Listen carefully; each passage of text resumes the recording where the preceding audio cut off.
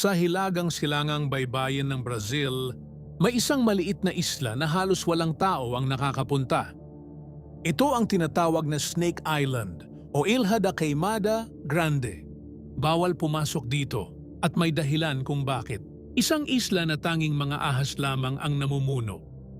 Pero bakit ganito ang ecosystem ng isla? Ano ang tinatago nito? At bakit napaka-dangerous para sa sino man na susubok pumasok? Ang Ilha da Queimada Grande ay humigit kumulang 33 kilometers mula sa mainland ng Brazil.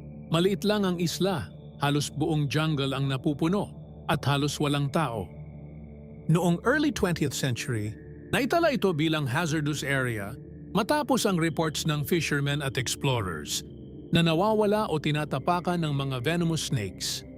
Pero bakit ganito ang nangyayari sa isang maliit na isla lamang? Bagaman may ilang scientific explanations, ang ilan sa mga incidents ay nananatiling misteryo.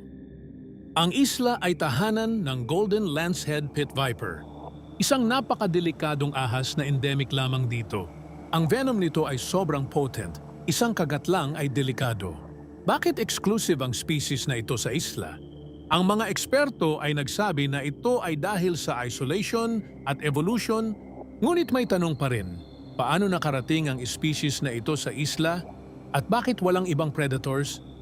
Maraming kwento mula sa fishermen at explorers. Ilang tao ang nawawala, ilang nakagat at hindi nakabalik sa mainland. Bakit tila mas marami ang incidents kaysa sa inaasahan? May ilan na nagsasabi na natural hazard lang ito, ngunit may iba na naniniwala na may iba pang hindi nakikitang misteryo sa isla. Ang Brazilian government ay nag-declare ng no-go zone para maiwasan ang panganib, ngunit curiosity ng tao ay patuloy.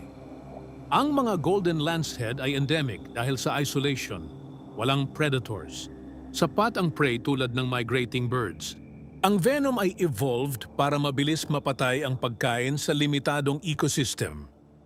Ngunit may tanong pa rin, bakit tila may mga unexplained incidents ng kagat o pagkawala ng tao? Mayroon bang hindi nakikita sa isla? Dahil sa kakaibang ecosystem at panganib, maraming legends ang umiikot. May nagsasabi na cursed ang isla, may iba na nakakita ng unusual movements o formations. Ang tanong ay nananatili, ano pa ang hindi natin nakikita sa Ilha da Queimada Grande? At bakit patuloy itong nakakaengganyo sa curiosity ng tao? Ang Snake Island ay paalala ng limitasyon ng kaalaman natin sa kalikasan. May scientific explanation sa ecosystem at evolution ng mga ahas, ngunit may bahagi pa rin na misteryo. Patuloy itong nagbibigay ng takot at curiosity sa mga pumupunta o nag-aaral nito.